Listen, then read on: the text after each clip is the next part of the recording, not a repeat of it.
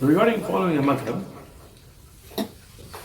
we cannot consider this to be an obligation. We don't have any qat'i, any clear, precise evidence in the Quran or Sahih Hadith that says you have to follow a particular madhhab. We do have ayat that says if you don't know, as'al ahlul dhikr, go ask the people of knowledge, no doubt. But that doesn't mean you have to follow madhhab. That means you go talk to the scholars. At the same time, the madhahib, including the Hanafi, Shafi'i, Maliki, Hanbali madhahib, have been a structure for this ummah to develop and learn knowledge since the early times till today. You will find these ulama following these madhahib, not taqleedan, not that they would leave all the evidences, but to use the structure of usul and mutun and shuru'. That means it is not something haram either. Follow a madhhab is not haram. You know, these guys are real good at what they do, at diverting attention from reality, from truth. They're excellent at it. If you are a mujtahid, alim, mufti, mashallah, you have all that knowledge, then you need to make ijtihad. Then you don't follow madhhab, then you have to strive from the Quran, Sahih Hadith, look at the evidence. If you're a student of knowledge, you're not at the level where you can make, then you can seek knowledge through the madhahib. And then you grow to the other mutun that are further up, and you grow from that, and no problem with that. But with your loyalty always to Quran and Sunnah. That if the madhab goes against the daleel, you follow the daleel. Yeah. If you're a aam person, if you're a regular person, you don't have a madhab. You may think you do, but you don't. Somebody comes up to me, one brother came up to me and said, I'm Hanafi and Abu Hanifa, and you Hanafi and Hanafi, and mashallah. And he kept going, Hanafi, and nobody else but Hanafi. What's Abu Hanifa's name? Abu Hanifa. No, that's a kunya. What's his name? He didn't know his name. I told him, okay, name me 5 books of Hanafi fiqh. Didn't know that. Name me the difference between the usul of the Hanafiya and the Shawafiya. Didn't know that. How are you Hanafi? Just because you pray a certain way, that might not even be the Hanafi way. We love the A'immah. We have no problem with somebody following the structure of the madahib, but that doesn't mean you take that above the Quran and Sunnah.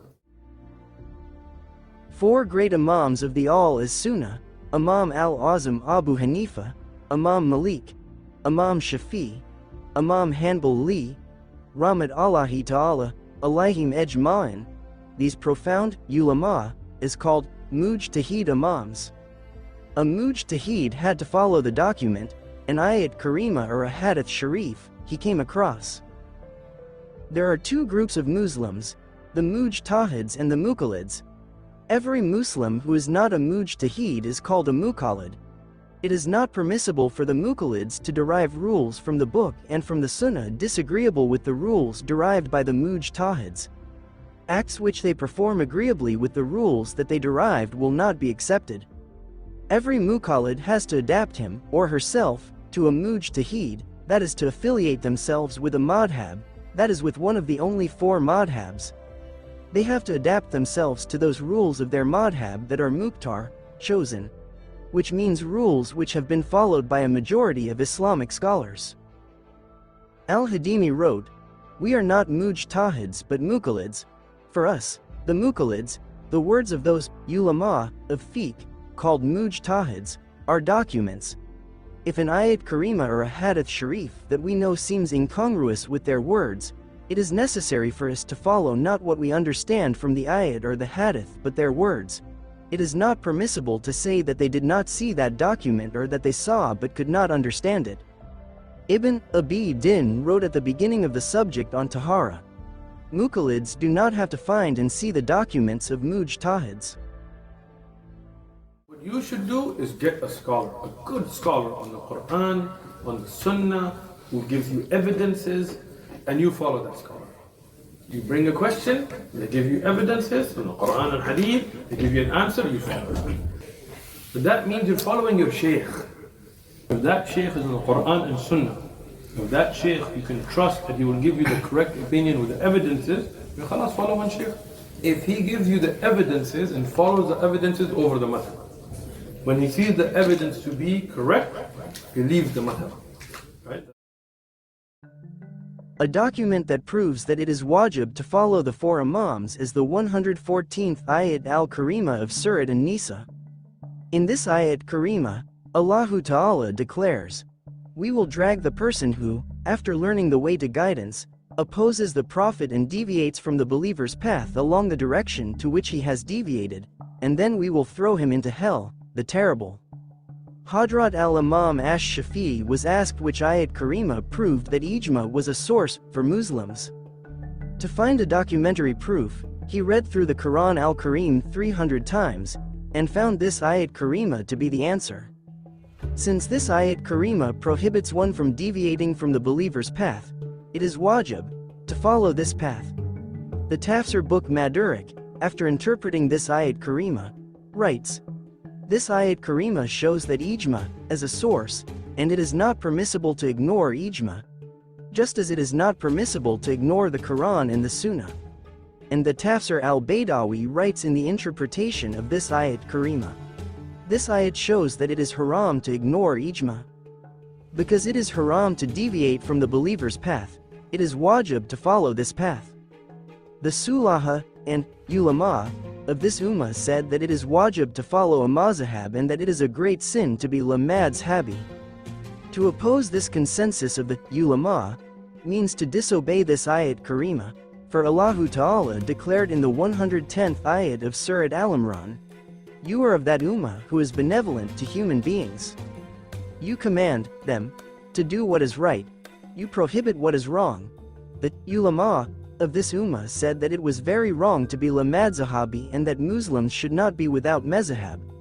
Therefore, he who is thinking that it is permissible to be madhhabi disobeys this command of the ulama will be denying this ayat Karima. If he gives you the evidences and follows the evidences over the madhhab, when he sees the evidence to be correct, he leaves the madhhab. If he gives you something that's against the Quran, tell him, "Shaykh, this is the Quran, Hadith." If he tells you our madhhab against the dalil, then find another shaykh.